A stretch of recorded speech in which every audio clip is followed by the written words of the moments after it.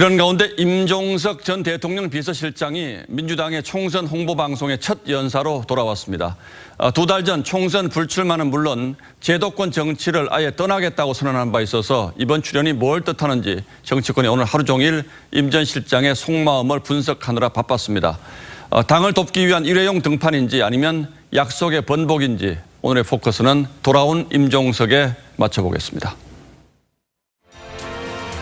임종석 전 대통령 비서실장이 민주당 정강정책 첫 번째 연설자로 등장했습니다.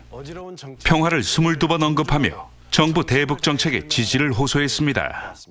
김정은 위원장은 그 속을 다 알 수는 없지만 솔직하고 대담한 리더였습니다. 그러면서 총선 불출마를 여러 차례 시사했습니다. 저는 총선에 나가지 않겠다고 결심한 이후에는 산에도 많이 다니고 집에서 요리도 하고 총선에 나가지 않겠다고 생각한 것은 평화를 위해. 임 전 실장이 제도권 정치를 떠나 통일운동에 매진하겠다고 한 건 지난해 11월 17일.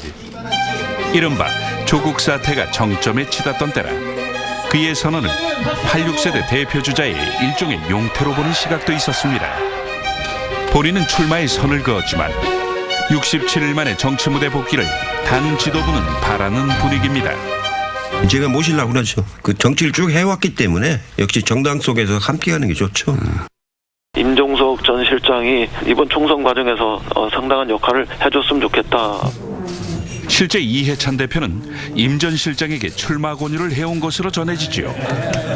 임 전 실장은 서울 성동에서 재선을 지냈지만 이번 총선에서 고향인 전남 장흥이나 추미애 장관 지역구인 서울 광진을 출마설이 당 안팎에서 나오고 있습니다.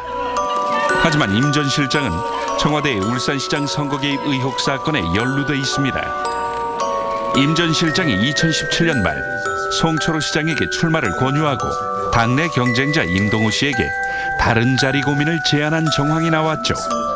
송병기 울산 부시장의 메모에서 발견한 문재인 대통령이 비서실장을 시켜서 송철호 현 울산시장을 출마토록 요청했다는.